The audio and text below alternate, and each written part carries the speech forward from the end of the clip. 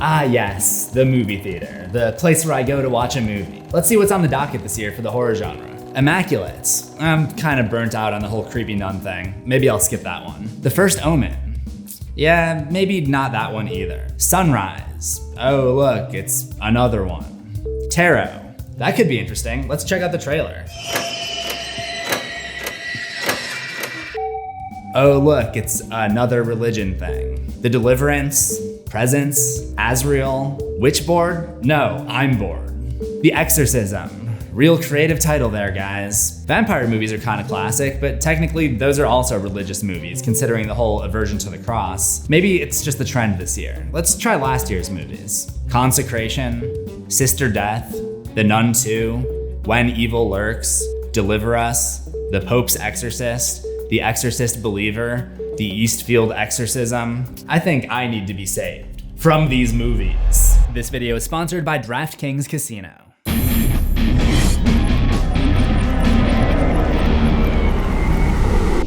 Everyone calm down, calm down. Nothing in this video is an attack on your religion. In fact, it's not even about religion at all. That's not something I would ever really talk about. I just don't think these Christianity horror movies need to be 14% of all horror in a given year, which is my quick calculation of the actual number for 2023. If you don't like it, don't watch it, bro. No one's forcing you to watch it. True, but it is getting annoying to the point where I feel like I can't get away from it. For example, I have 2 videos that I've been working on recently that I started thinking they would have nothing or very little to do with religion. One is a found footage movie and the other is a crime mystery film. And do you know which project required me to research multiple Christian religious texts? Both of them. So I wanted to explore this phenomenon and see if anything can be done about it. And to do that, I'm gonna start at the beginning.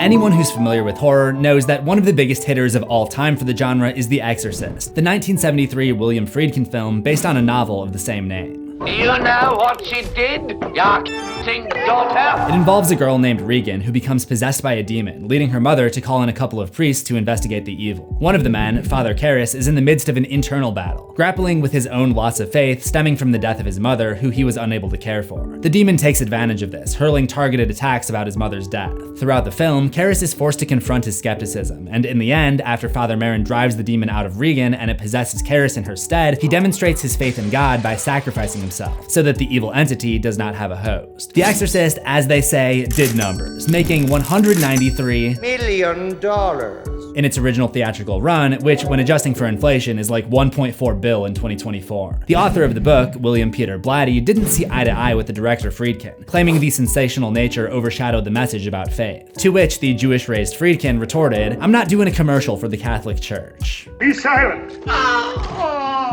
Reactions to the film were mixed in religious circles, with some condemning the film for not being accurate, but some praising it, thinking that the fictional story could open up discussions about belief, faith, good, and evil. Many consider The Exorcist to be the scariest movie of all time. By the time I was old enough to seek it out in the 2000s though, it was already pretty dated, and I honestly didn't find it to be all that scary. That was over 15 years ago. So why are movie studios still obsessed with the exorcism genre today? I think there's another culprit.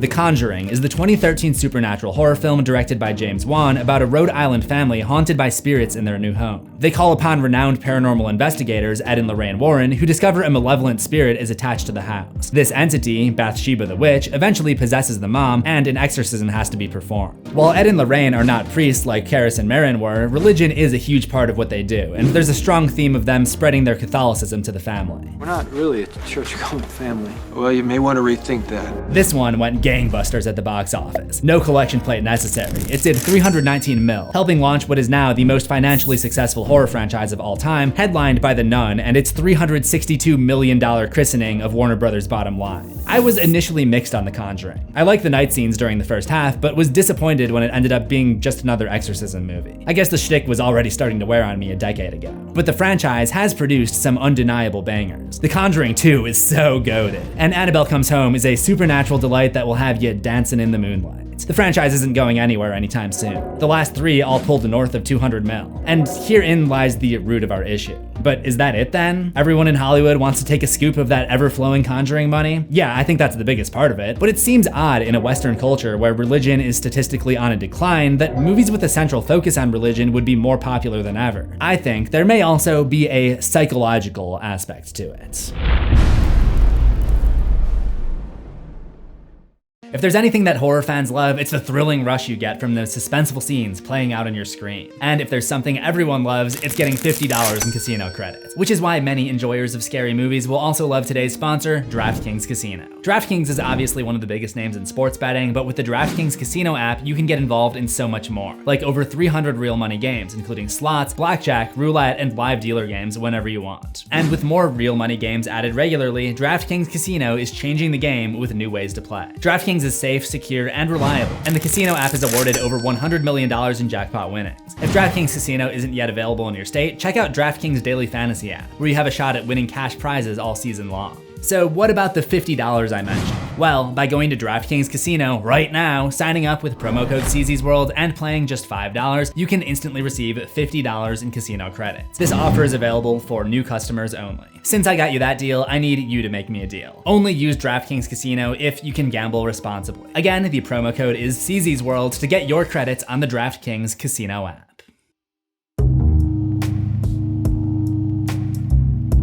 So why is the religious horror film so prevalent today outside of financial incentive? I would speculate that some of it has to do with social proof. Social proof is a concept in psychology where people are more likely to exhibit a behavior when they see other people doing it. This is the reason that laugh tracks are added to television sitcoms.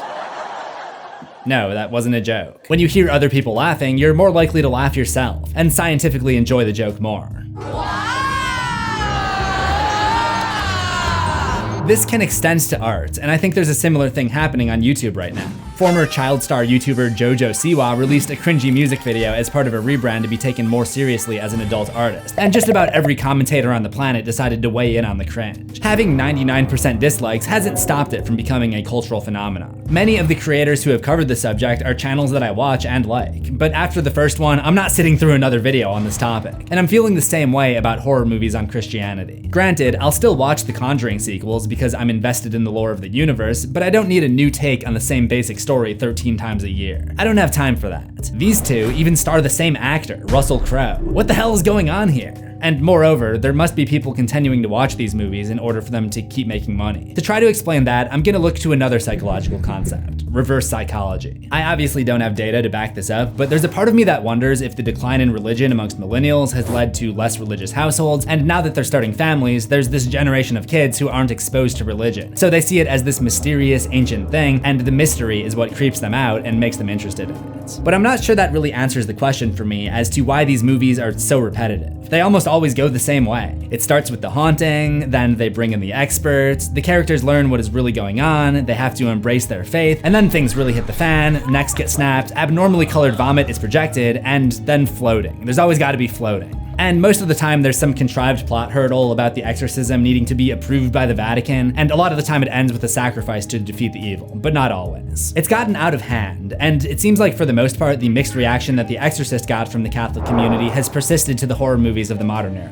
I checked out a handful of Catholic blogs and news sites, and they seem to praise the movies for placing power in religious belief, while simultaneously bashing them for their failure to accurately portray supernatural events. Look, I'm not gonna bash them for believing in demonic possession, because I said I wasn't going to do that, but I'll never understand when people hate on a movie for not being a one-to-one accurate representation of the subject matter. It's like when you see a creature film and they're like, why are they demonizing the animals? They aren't actually like that most of the time. Well, yeah, but these ones are, because it's a movie. The point is to be entertaining. If you want to see actual shark behavior, go to the aquarium, shark boy. But someone's always got to be mad about something. By the way, that reminds me, has anyone ever seen a walkout at a movie theater? Because I have a story. Speaking of aquatic life, there's this director I like, Darren Aronofsky. He did Requiem for a Dream, Black Swan, I should do a Black Swan video, and that video that plays inside of the Las Vegas Sphere. But in 2012, he released Noah, starring Russell Crowe. I'm starting to see a pattern here. Anyway, it's about the biblical story of Noah's Ark. So I'm like 5-10 minutes into the movie and I look back and there's this huge line of people filing out of the theater. Probably 20 to 30 people, and I think a lot of them were teenagers. So I was just like, huh, that's weird. And I kept watching the movie. It wasn't until afterwards that I realized that it must have been like an organized walkout by a church group. At which point I was like,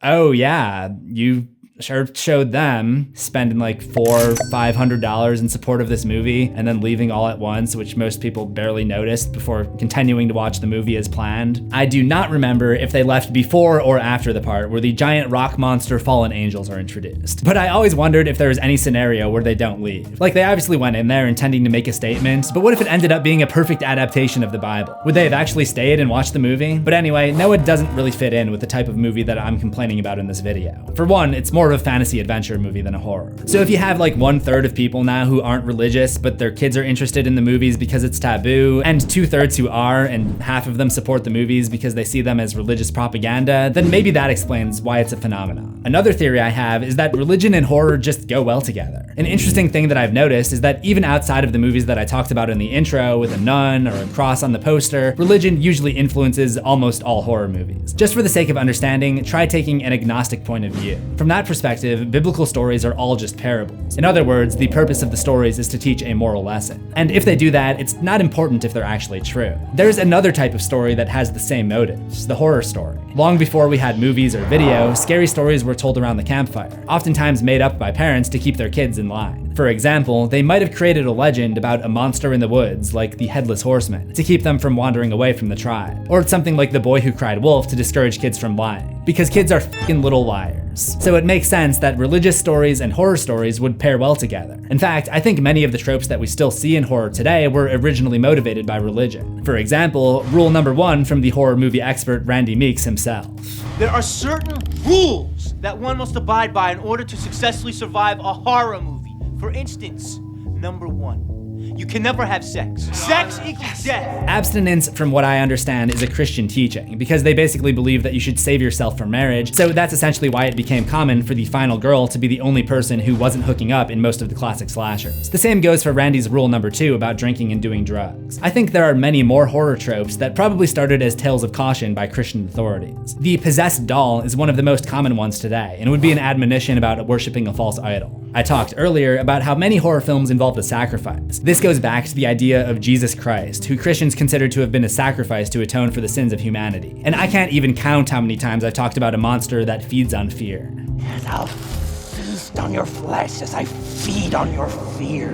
While oftentimes these creatures are intended to be a link to the viewer's own life and the human tendency to become consumed by fear if it goes unchecked, there's also a metaphor that can be made to religious belief. One common theme in religious teachings is the idea of overcoming fear through faith and trust in a higher power. A monster who feeds on fear could be a metaphor for overcoming fear through spiritual means. But that doesn't even scratch the surface, because you may not have realized that one of the biggest horror tropes of all is actually just Christian propaganda. Oh, I know, hurry up, will you? This fella knows he's being watched.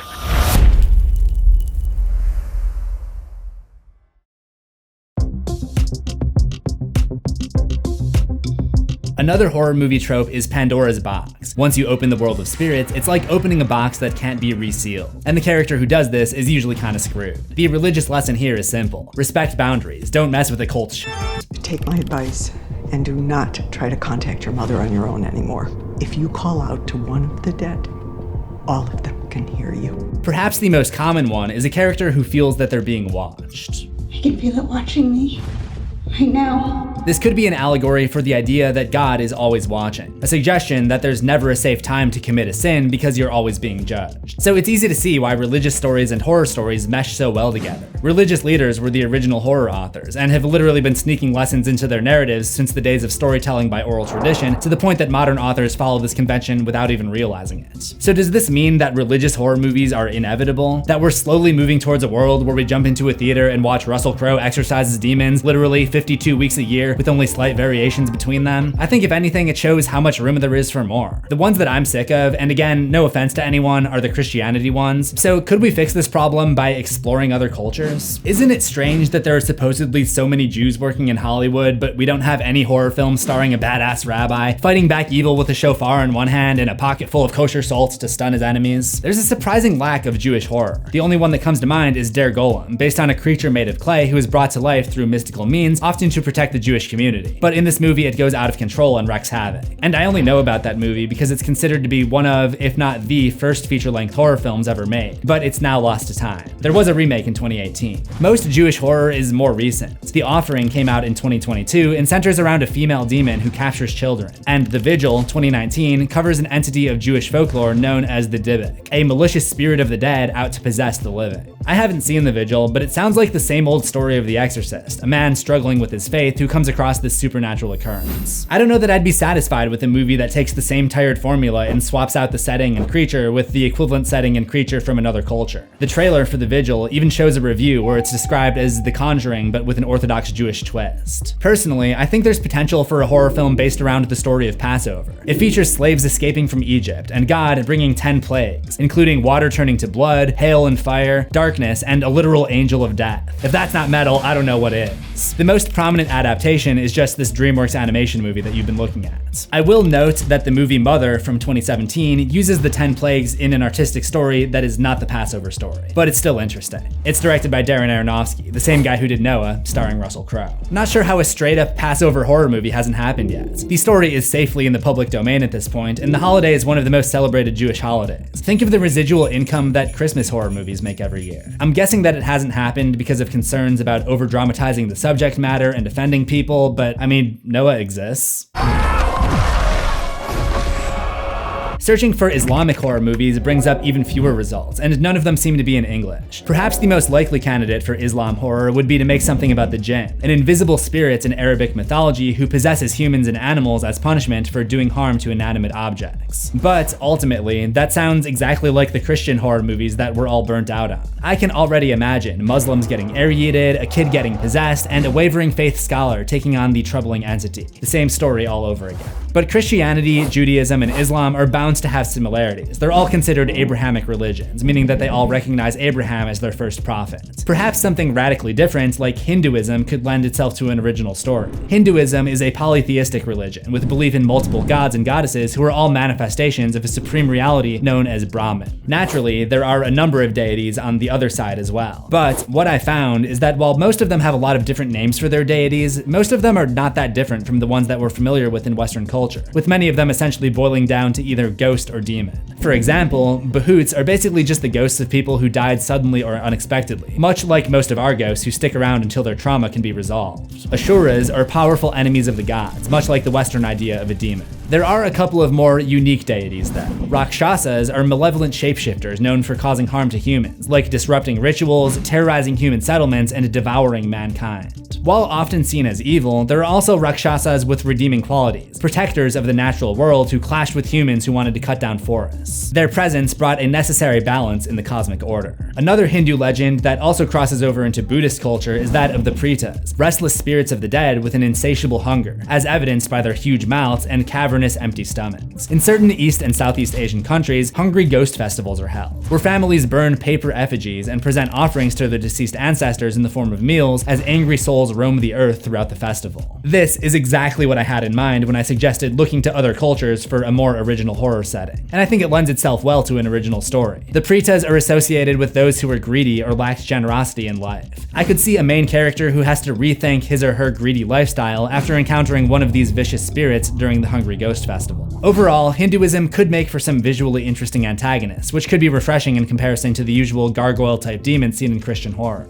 I'd love to see one of those deities with multiple sets of arms, wide, piercing eyes, and impossibly long tongues realized in the context of a live-action horror film. Typically, exorcism movies just have an invisible antagonist anyway, and anyone who watches this channel knows we've already got enough air yeets to last a lifetime. But the widest net for potential horror probably comes from Shintoism, the ancient Japanese religion centered around the kami, which are divine beings who are said to have created the earth, ocean, land, volcanoes, and other kami. The kami are not only gods, but also spirits that are connected to everything in life and the natural world. It's said that there are 8 million kami, which in Japanese is synonymous with being infinite or countless. It's basically like if I were to say that there are a jillion Children of the Corn movies. It's not a definable number. There are kami for pretty much everything, watching over the world in harmony rather than one central god who oversees all of reality in monotheistic religions. So the kami can really represent anything, ranging from something more general like Amaterasu Omikami, the goddess of sun, to more specific ones like Hiryugonjin, the kami housed in Nachi Falls in Wakayama. The religion is all about a cycle of respect between humans and kami, which is why Japan is filled with shrines dedicated to them, for people to come and pay their respects. But what happens when humans disrespect the kami? This can lead to punishment, and that is where the horror begins.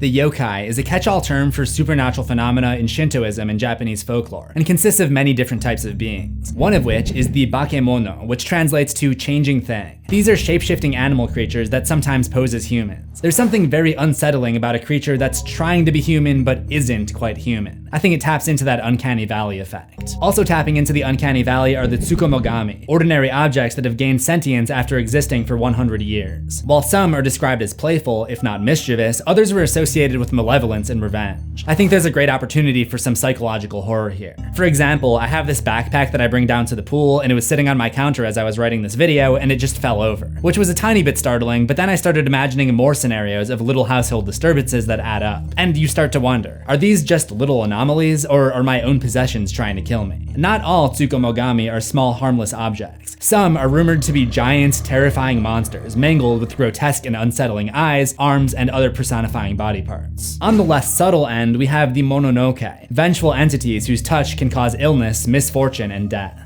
You fight like a demon. Where'd you learn to fight like that? You may have at this point realized that you don't have to wait for Hollywood if you want to see stories inspired by Shinto culture. The term mononoke is now inseparable from Princess Mononoke, the iconic 1997 Studio Ghibli film about a prince who finds himself in the middle of a conflict between mankind and the kami spirits who protect the forest. The Japanese title Mononoke Hime translates to the Princess of the Spirits, a reference to a human girl who fights alongside the creatures of the forest. Japan has a rich culture of storytelling via anime, video games, and music, and Shintoism is very much a part of their way of life. Some of this can be seen in movies, such as the Ju-on franchise, which received an American adaptation in 2004 called The Grudge. The films usually center around a curse placed by an evil spirit reminiscent of the Shinto concept of the Yurei, and the lore is intertwined with Shinto beliefs about curses and malevolent spirits. Fatal Frame is a survival horror game whose protagonists are usually tasked with uncovering supernatural phenomena, and are often connected to Shinto rituals, shrines, and spirits tied to specific objects or locations. Also, like the Hindu and Buddhist beliefs, Shintoism also has a concept of human-eating ghosts called jikaninki, and they look pretty f***ing creepy. The interesting thing about Shintoism is that there are no prophets, official scriptures, or documented beginnings. While the demons in a lot of Western horror all seem to come from the same book, Shintoism has almost infinite possibilities when it comes to drawing inspiration for lore, which I think opens the door to a lot of creativity. Probably part of the reason that many in the West have become more interested in exploring Japan's cultural exports than they have in taking a shower.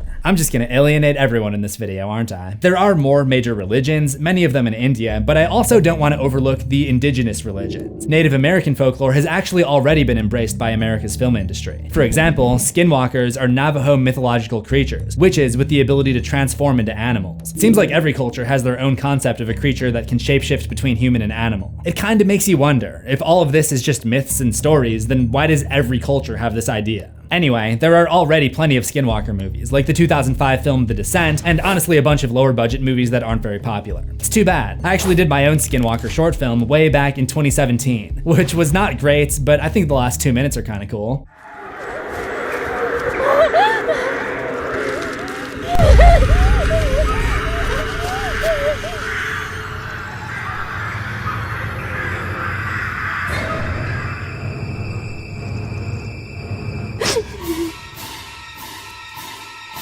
Another native legend that has gotten a little more recognition in the mainstream is the Algonquian folk monster known as the Wendigo, a towering creature with a stag skull for a head and an insatiable hunger for flesh. The Wendigo is depicted as wasting away, and the stories warn that it may possess humans who partake in taboo acts, like cannibalism or tampering with sacred burial grounds. This was their burial ground. Micmac Indians. I think you mean Micmac Guardians. Wendigos. Probably the most well-known depiction of the Wendigo is in Stephen King's Pet Sematary, which was adapted into a movie in 1989 and spawned an entire franchise. In 2019, I made my first ever episode of Horror History, where I covered this very creature. Hello and welcome to Horror History. My name is Professor CZsWorld, or whatever the heck you want to call me. I still get emails to this day referring to me as Professor CZsWorld. I do not have a PhD, and to be honest, 2019 me needs to clean up that goatee a little bit. There is another religious deity that I've already covered on Horror History, and it comes from a religion that I think has more to offer in terms of horror lore. So now, let's talk about voodoo. According to the sacred arts of Haitian voodoo, the religion is a fusion of ancient beliefs brought to Haiti during the slave trade that began in the 1500s. These beliefs blended with European religions practiced by slave traders, and the culture began to spread from the origin point in Haiti. In what is kind of similar to Shintoism, the central aspect of voodoo is the worship of spirits known as the Loa, who are associated with the elements of nature, like Agwe, the Loa of the sea, or Zaka, no relation, the Loa of the harvest. There are also spirits to represent more abstract concepts, like love or fertility. One of the Loa is Baron Samedi, the Loa of death in the afterlife. Another is Papa Legba, the gatekeeper between the human world and the spirit world. Baron Samedi and Papa Legba sometimes seem to be used interchangeably in pop culture. For example, this character in American Horror Story Coven looks like Baron with his top hat and skull face paint, but the character's name is Papa Legba. This role is another one that seems to exist in different forms for different cultures, like Charon in Greek mythology. But outside of American Horror Story and The Chilling Adventures of Sabrina, most of his appearances in pop culture are not of the horror genre, which is so weird. Like, if you're not horror, you're dead to me. That's not true. Probably the most famous Loa who is featured in the horror genre does so in the most unexpected form factor. Ate Dewey Dembella. Give me the power, I beg of you! Chucky, the children's toy possessed with the soul of a New Jersey-born serial killer, was able to achieve his seemingly eternal life by using the power of voodoo, granted by the Loa of water and life, Damballa. Strangely, there are no pronunciation videos on YouTube for this deity. HowToPronounce.com is literally all over the place. Damballa. Damballa. Damballa. And even Chucky changes his pronunciation throughout the series. Ate Dewey Dembella.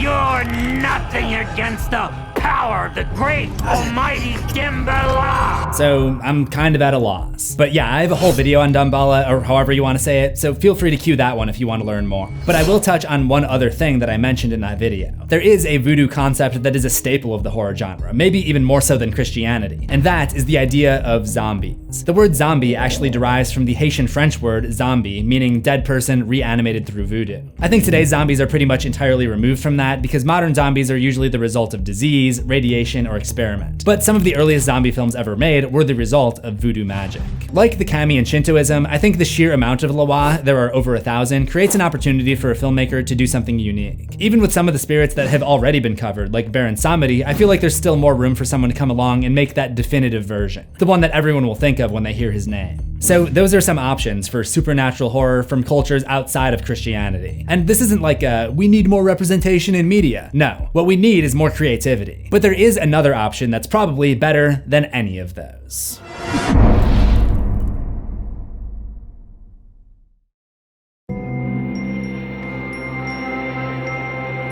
It's actually pretty crazy just how much of popular horror is connected to religious tradition, or at least some kind of local culture. In my videos, I've discussed how Halloween is built on top of Celtic mythology. Saw's main antagonist builds his MO on his Buddhist beliefs. Chucky, as I discussed, is a result of voodoo, not to mention the season that took place in a Christian boarding school. Freddy Krueger is kind of an original concept, but he later gets roped into Christianity in the sequels, where he becomes the bastard son of a nun, and later still, a form taken by an ancient demon. Jason Voorhees goes to hell. There's really no escaping the holy influence. As I was preparing to make this video, I was browsing around on the internet to see what the general consensus is about the oversaturation of religious horror. And one common response I've seen is that you can't really do supernatural without getting into some religion. Because demons imply the existence of hell, and hell implies the existence of heaven and God, and that's going to be connected to religion. And to those people, I have just 4 letters for you.